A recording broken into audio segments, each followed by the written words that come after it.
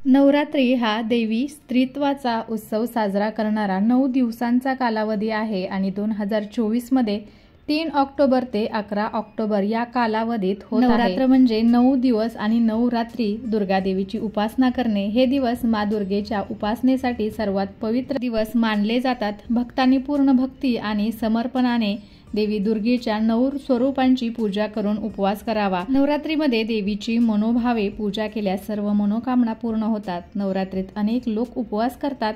हे 9 दिवस सर्वात पवित्र मानले जातात। नवरात्रीत देवीला प्रसन्न करण्यासाठी विविध नैवेद्य अर्पण केले जातात। तसेच मातेला लाल रंग प्रिय आहे, त्यामुळे लाल फुलं, लाल ओढणी यासारख्या गोष्टी अर्पण करणे शुभ मानले जाते। 2 ऑक्टोबर रोजी पितृपक्षाची सांगता होऊन 3 ऑक्टोबर पासून नवरात्र सुरू होत आहे। ठिकठिकाणी नवरात्रीचे मंडपही उभारले गेले आहेत। घराघरातून गृहिणींची आवराआवरीची लगबग सुरू आहे। त्याचबरोबर गरब्याचे, दांडियाचे वेधही लागलेले आहे। नवरात्रीमध्ये बसवले जाणारे घट हे पृथ्वीचे प्रतीक मानले जाते। त्यात पाणी भरून पंचमहाभूतांची पूजा केली जाते। हा घट मातीवरती ठेवून त्या मातीत नवधान्य पेरले जाते। 9 दिवसात सर्वात अधिक फोफावणारे धान्य पाहून शेतकरी राजाला कोणते पीक पुढील वर्षात जास्त येणार याचा अंदाज बांधता येतो। तर उपासनेचा भाग म्हणून या ऋतूमध्ये सर्वात जास्त उपलब्ध असणाऱ्या झेंडूच्या फुलांच्या माळा रोज एक या प्रकारे 9 दिवस घटावरती बांधल्या जातात। 10व्या दिवशी पूजेचे उद्यापन म्हणून तो घट हलवला जातो। निसर्गाने जे काही दिले आहे ते सर्व जतन करून संवर्धन करण्याचा बोध हा घटस्थापनेच्या कृतीतून आपल्याला मिळतो। तर प्रत्येक घरामध्येच घट बसवला जातो। त्यातली त्यात तुमच्या जर घरामध्ये घटस्थापना होत नसेल किंवा काही अडचणीमुळे जर तुम्ही घटस्थापना करू शकत नसाल, तर आजच्या व्हिडिओमध्ये आपण या 9 दिवसांमध्ये कोणत्या गोष्टी आपल्या घरामध्ये करू शकतो किंवा कोणत्या सेवा आपण करू शकतो या गोष्टींची माहिती आजच्या व्हिडिओमध्ये मी तुमच्यासाठी घेऊन आलेली आहे। नमस्कार, मी पूजा तुम्हा सर्वांचं स्वागत करत आहे पूजाज कॉर्नरमध्ये। घटस्थापने दिवशी आपल्या देवघरामध्ये घट बसवले जातात। तर काही कारणाने तुमच्या घरामध्ये जर घटस्थापना होत नसेल तर तुम्ही तुमच्या मंदिरामध्ये या दिवशी मंगल कलशाची स्थापना नक्कीच करू शकता। मंदिरामध्ये मंगल कलश नक्की असावा। घरात सुख, शांती, समृद्धी राहावी असं प्रत्येकालाच वाटतं। त्यासाठी अनेक जण आध्यात्मिक उपाय करत असतात। तर वास्तुशास्त्रात या गोष्टी मिळवण्यासाठी एक सोपा उपाय सांगितलेला आहे। तर हिंदू धर्मात कोणत्याही शुभ कार्याची किंवा पूजा विधीची सुरुवात कलश स्थापनेने केली जाते। पूजेवेळी ठेवला जाणारा हा कलश घरात देखील स्थापन करता येतो। जी व्यक्ती संकल्प करून घरात कलश स्थापना करते त्याची मनोकामना पूर्ण होते असं मानलं जातं। पण घरात मंगल कलश स्थापन करण्याचे काही नियमही आहेत। तर तुम्ही तांब्याचा एक आपल्याला कलश घ्यायचा आहे। तो चांदीचा असेल किंवा सोन्याचा किंवा पितळी कलश स्थापनेसाठी तुम्ही वापरू शकता। हा कलश पाण्याने भरून घ्यायचा आहे। त्यात तांब्याचं नाणं किंवा 1 रुपयाचं नाणं, दुर्वा, चंदन, सुपारी, हळद, अक्षदा, लवंग, वेलची आणि खायची पानं ठेवायची आहेत। 5 आपल्याला विड्याची पानं ठेवायची आहेत। कलशावरती आंब्याची पानं सुद्धा आपण ठेवू शकतो। त्याच्या मुखावरती एक नारळ ठेवायचा आहे। त्यानंतर कलशावर कुंकवाचं स्वस्तिक काढायचं आहे किंवा तुम्ही तांब्यावरतीही कुंकवाचं स्वस्तिक काढू शकता। त्यानंतर कलशाला धागा किंवा रक्षासूत्र बांधायचं आहे आणि त्यानंतर अष्टकोनी कमळाचा आकार म्हणजे अष्टदल कमल असेल अशा तांदळाच्या आसनावरती आपल्याला कलश ठेवायचा आहे। मंगल कलश नेहमी ईशान्य दिशेला किंवा देवघरात स्थापन करावा। आपण जे देवघर आहे आपल्या डाव्या साईडला आणि देवांच्या उजव्या साईडला कधीही मंगल कलशाची स्थापना आपल्याला करायची आहे। ज्या घरात मंगल कलशाची स्थापना केली जाते त्या घरातल्या व्यक्तींना कधीच आर्थिक अडचणींचा सामना करावा लागत नाही। अशा घरात कायम लक्ष्मी मातेचा वास असतो। तसंच मंगल कलशामुळे घरात सकारात्मक ऊर्जा निर्माण होते। तर आपल्या चॅनलवरती मी मंगल कलश कसा स्थापन करायचा याचे बरेच व्हिडिओ तुमच्याबरोबर शेअर केलेले आहेत। पाहिले नसतील तर आपल्या चॅनलवरती नक्कीच जाऊन पाहावेत। अश्विन महिन्यातील प्रतिपदेला देवीच्या नवरात्राची घटस्थापना होते। तर या काळात उपवास, पूजा, पारायण या गोष्टी करून भाविक देवीची भक्ती करतात। महिषासुराला ठार मारून सृष्टीचं रक्षण करणाऱ्या देवीचा हा उत्सव असतो। तर देवीला तेजाची मूर्ती मानलं जातं। ज्योत, ऊर्जा, तेज ही अंधाराला नष्ट करणाऱ्या प्रकाशाची रूपं आहेत। त्यामुळे नवरात्रीमध्ये घटस्थापना करून त्याजवळ अखंड तेवणारा दिवा लावावा। त्याचबरोबर 9 दिवस 9 रात्री या दिव्याची ज्योत मावळणार नाही याची काळजी घ्यावी। घरोघरी घटस्थापनेदरम्यान हा अखंड दिवा लावला जातो. जर तुमच्या घरामध्ये घटस्थापना होत नसेल तर तुम्ही देवघरामध्ये आपल्या कुलदेवीचा किंवा आपल्या कोणत्याही देवीचा फोटो आपल्या घरामध्ये असेल तर त्या देवीच्या फोटोसमोर आपल्याला अशा पद्धतीचा अखंड दिवा तेवत ठेवायचा आहे. त्यासाठी तांदळाचं अष्टदल कमल सर्वप्रथम काढून घ्यायचं आहे. त्याच्यावरती आपल्याला तांब्याचा असा स्वच्छ केलेला दिवा ठेवायचा आहे. दिवा 9 दिवस आपल्याला असाच तेवत ठेवायचा आहे. त्या कारणाने थोडासा आकाराला आपण मोठा घेणार आहोत. नवरात्रामध्ये देवघरात अखंड दीप प्रज्वलित करताना घरातील वातावरणही आपल्याला सात्विक ठेवायचं आहे. घरात कोणतीही अपवित्र गोष्ट ठेवू नये. हा अखंड दिवा लावल्यावरती आपण याला एकटे सोडू शकत नाही आणि त्याला विजूही द्यायचे नाही. जर घरात गाईचे साजूक तूप नसेल तर कोणत्याही तुपाने आपण देवीपुढे अखंड दिवा लावू शकतो. नवरात्रीत दिवा तेवत ठेवल्यानं घरात सौख्य आणि शांतता बनून राहते आणि सर्व कार्य पूर्ण सिद्ध होतात. म्हणून नवरात्रीच्या पहिल्या दिवशी संकल्प करून अखंड दिवा लावावा आणि त्याचे नियमांचं आपल्याला संरक्षण करायचं आहे. जर आपल्याकडे पितळेचा दिवा नसेल तर आपण मातीचा दिवा देखील लावू शकतो. मातीचा दिवा अखंड दिवा म्हणून तेवण्यापूर्वी दिव्याला 1 दिवस आधी संपूर्ण दिवस पाण्यात भिजवून त्याला नंतर पाण्यातून काढून स्वच्छ कपड्याने आपण पुसून वाळवून घ्यायचा आहे. नवरात्रात अखंड दिवा लावण्यापूर्वी आपण मनात काही संकल्प घेतो आणि देवी आईला विनवणी करतो की आमच्या सर्व इच्छा पूर्ण होऊ दे. अखंड दिवा कधीही जमिनीवरती ठेवू नये. दिवा नेहमी चौरंग किंवा पाटावरती ठेवायचा आहे आणि त्याखाली आपल्याला अष्टदल कमल तांदळाच्या साह्याने काढायचं आहे. अष्टदल कमल आपण गुलाल किंवा रंगीत तांदळाने देखील काढू शकतो. आता आपल्याला याच्यामध्ये वात ठेवायची आहे. तर ही वात रक्षासूत्र म्हणजे कलावापासून बनवलेली असावी. 1.25 हाताच्या मापाचा हा रक्षासूत्र असतो. पूजेत वापरला जाणारा कच्चा कापूस घेऊन वात वळतात आणि ती वात दिव्याच्या मध्यभागी ठेवतात. अखंड दिवा लावण्यासाठी साधूक तुपाचा वापर करतात. जर आपल्याकडे दिवा लावण्यासाठी तूप नसेल तर आपण तिळाच्या तेलाचा दिवा लावू शकतो. मोहरीचे तेल शुद्ध असल्यास तेही आपण वापरू शकतो. दिव्याला वारं लागू नये म्हणून त्यावरती आपल्याला काचेचं झाकण ठेवावं. संकल्प पूर्ण झाल्यावरती कधीही दिव्याला फुंकर मारून विझवू नये.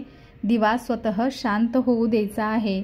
शुभं करोति कल्याणम आरोग्यम धनसंपदा शत्रुबुद्धी विनाशाय दीपज्योती नमस्तुते. हाही मंत्र आपण दिवा लावताना म्हणू शकतो. नवरात्रीमध्ये देवीच्या विविध श्लोक मंत्र पाठ यामध्ये श्री दुर्गा सप्तशती विशेष महत्त्वाचे मानले गेलेले आहे. अनेक भाविक नवरात्रीतील प्रत्येक दिवशी दुर्गा सप्तशती पठण करतात. तर नवरात्रात दुर्गा सप्तशती पठण करणे विशेष शुभदायक आणि फलदायक मानले गेलेले आहे. दुर्गा सप्तशती म्हणण्यासाठी किमान 3 तास लागतात.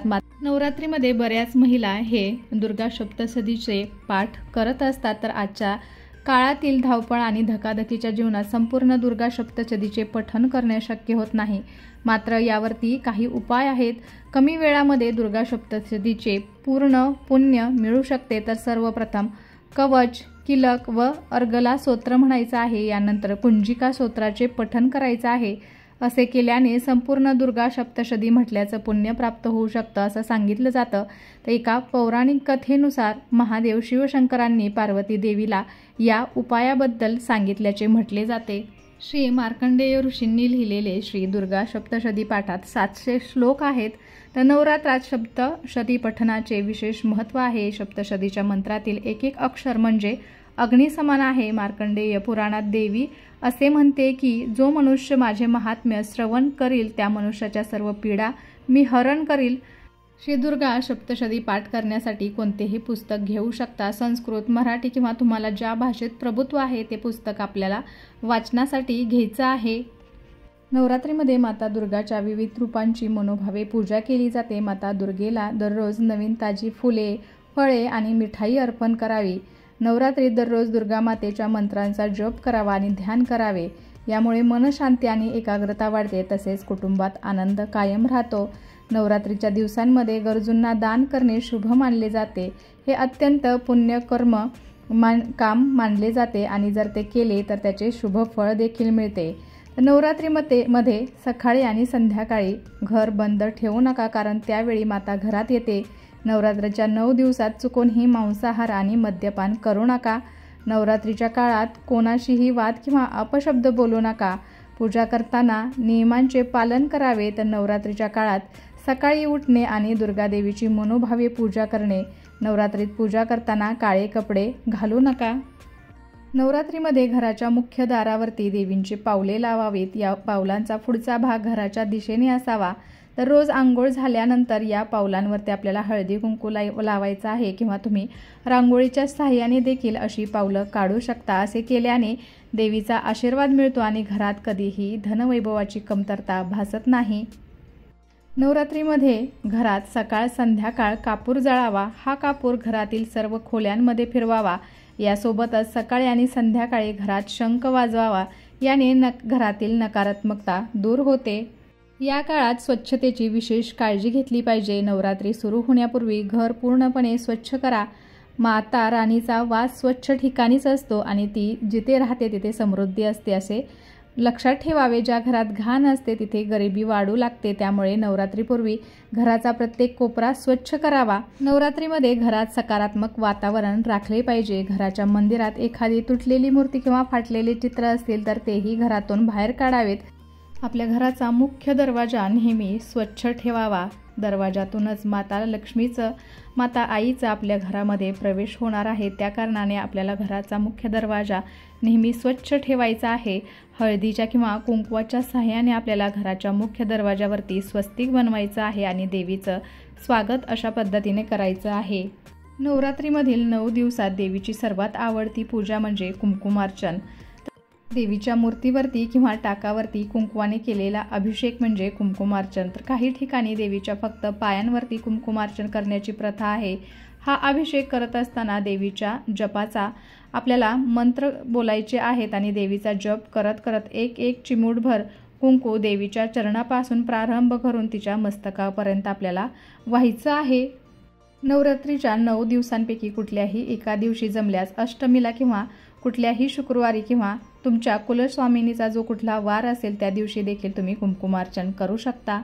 कुंकुमार्चन करताना श्रीसूक्ताचा पाठ 15 वेळा करावा। 16व्या वेळी संपूर्ण श्रीसूक्त म्हणून फलश्रुतीही म्हणावी म्हणजे श्रीसूक्ताचे एक आवर्तन झाले। काही ठिकाणी सामूहिक रीतीने ही पूजा केली जाते। सर्व पूजा झाल्यावरती एका ताटात खण नारळ ठेवून घरातल्या देवीची ओटी भरायची आहे।